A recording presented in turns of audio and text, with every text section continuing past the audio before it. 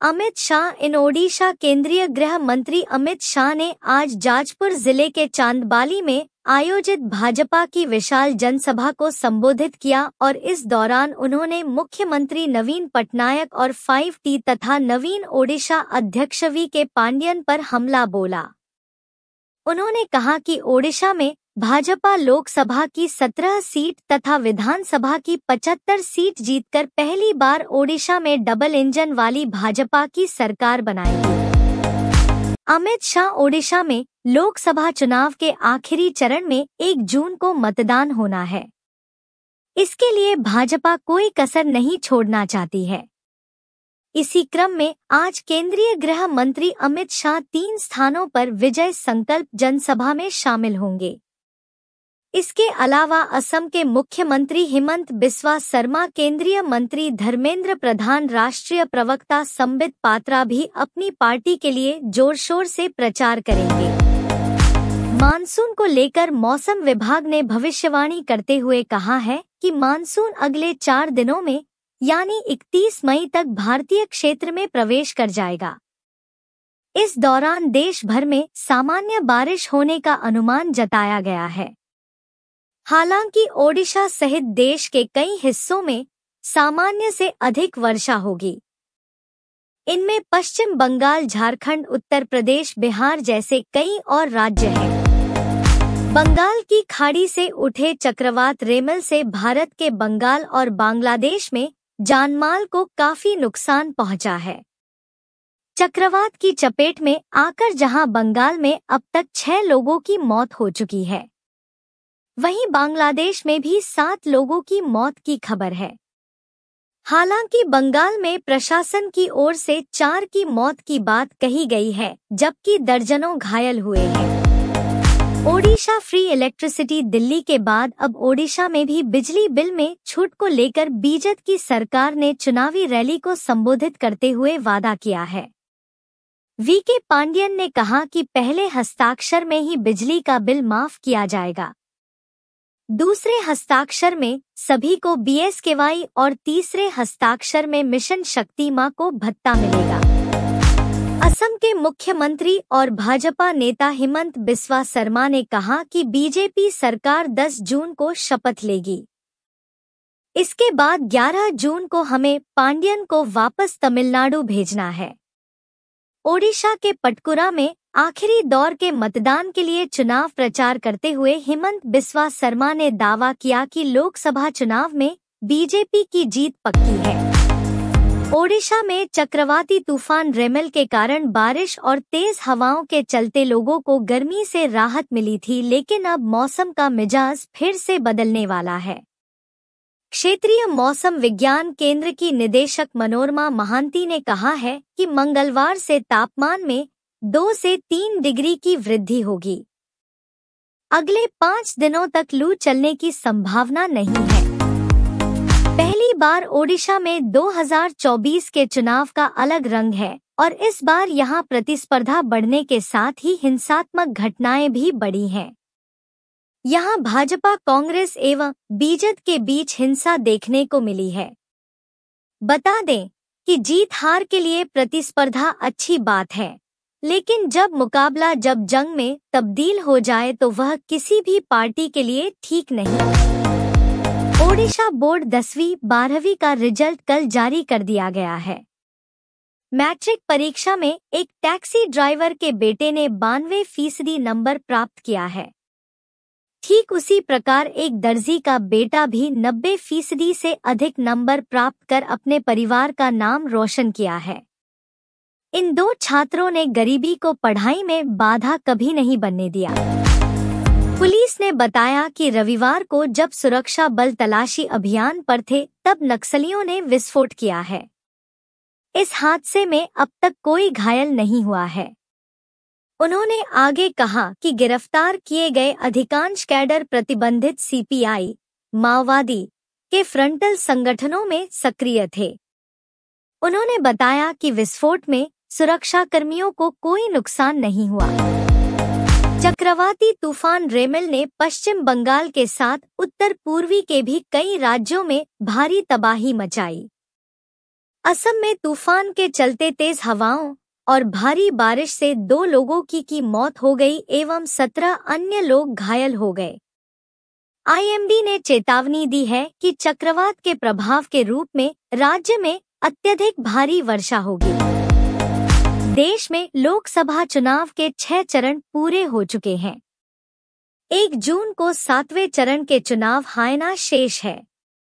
इस बीच अपने चुनाव अभियान के समापन पर पीएम मोदी 30 मई से 1 जून तक कन्याकुमारी का दौरा करेंगे।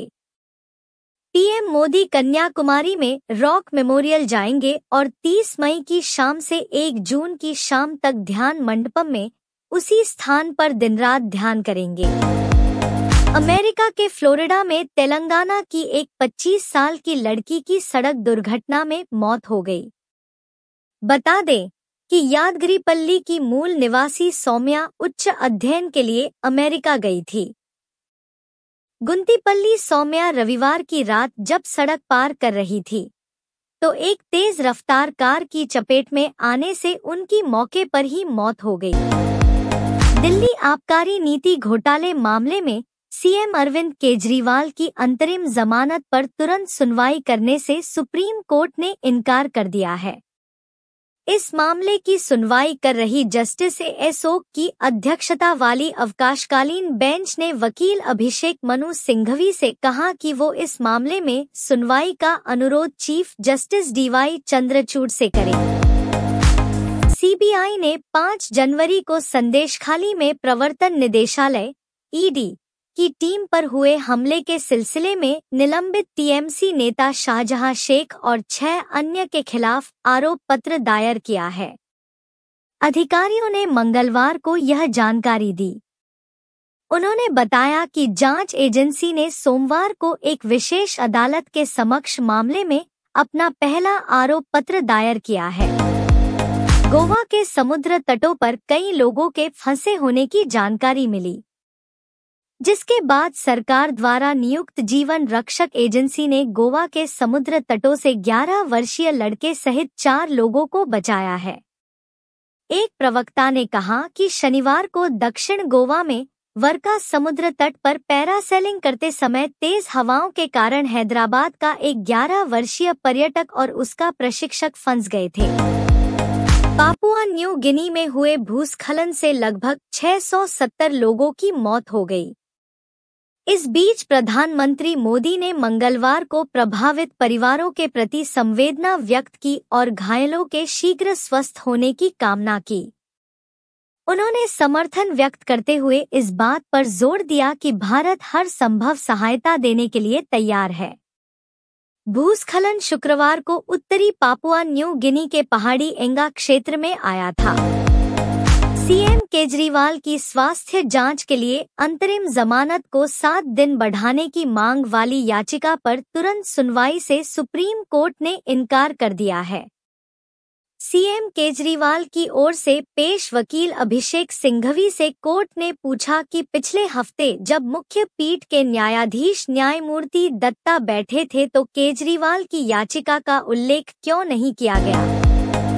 शबाना आजमी और शशि कपूर की जोड़ी ने एक समय पर दर्शकों का खूब दिल जीता। दोनों ने एक साथ कई फिल्मों में किया।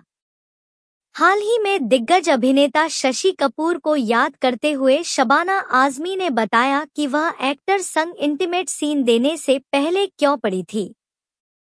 इतना ही नहीं, सबके सामने एक्टर ने उन्हें बेवकूफ बोलकर खूब सुनाया था।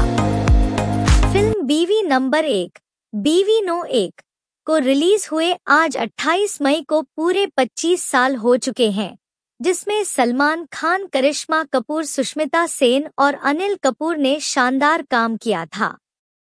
वहीं अब जैकी भगनानी ने इस पर अपनी खुशी जाहिर करते हुए इंस्टाग्राम पर पत्नी संग एक वीडियो शेयर किया है। अंबानी परिवार को लेकर अक्सर चर्चाओं का बाजार काफी गर्म रहता है। मौजूदा समय में उद्योगपति मुकेश अंबानी के छोटे बेटे अनंत अंबानी और उनकी मंगेतर राधिका मर्चेंट का नाम दूसरे प्री वेडिंग फंक्शन को लेकर चर्चा में है। लेकिन क्या आपको इस बात की जानकारी है कि अंबानी फैमिली की कुछ बहुएं ऐसे भी हैं जो अपने पतियों से उम्र में बड़ी हैं? हिंदी सिनेमा के दो दिग्गज कलाकारों के बारे में जिक्र किया जाए तो उसमें अमिताभ बच्चन और रेखा का नाम जरूर शामिल होगा। ऑन स्क्रीन इन दोनों सुपरस्टार की जोड़ी काफी सफल रही है, लेकिन पर्सनल लाइफ को लेकर भी बिग बी और रेखा अमिताभ बच्चन रखा लव स्टोरी का नाम काफी चर्चा में रहा है। एक बार अमिताभ संग रिश्ते पर रेखा ने सरेआम चुप्पी तोड़ी थी। राजकुमार राव और जाह्नवी कपूर की फिल्म मिस्टर एंड मिसेज माही इस शुक्रवार को थिएटर्स में दस्तक देने वाली है। फिल्म के गाने और ट्रेलर को पहले ही पॉजिटिव रिस्पांस मिल रहा है। ऐसे में दर्शक रिलीज की राह देख रहे हैं। इस बीच मिस्टर एंड मिसेज माही को लेकर एक गुड न्यूज आई है जो फिल्म के टिकटों के दाम से जुड़ी है। Stand up comedian Munawar Faruqui personal life को लेकर अक्सर ही सुर्खियों में छाए रहते हैं। इस बार मुनव्वर दूसरा निकाह करने को लेकर लोगों के बीच लाइमलाइट में हैं। जब से उनकी दूसरी शादी की बातें सामने आई हैं, तब से फैंस का उनकी लाइफ में क्रेज और बढ़ गया है।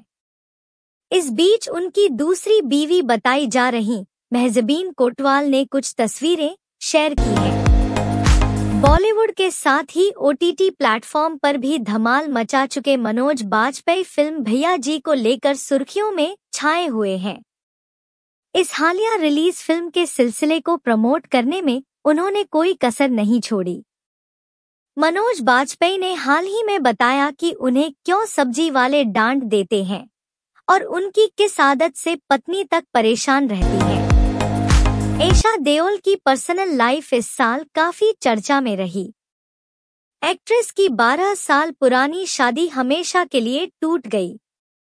बता दें, एक्ट्रेस ने साल 2002 में फिल्म कोई मेरे दिल से पूछे से अपना बॉलीवुड डेब्यू किया था और इस फिल्म के बाद वह करण जौहर के शो कॉफी विद करण का हिस्सा बनी थी।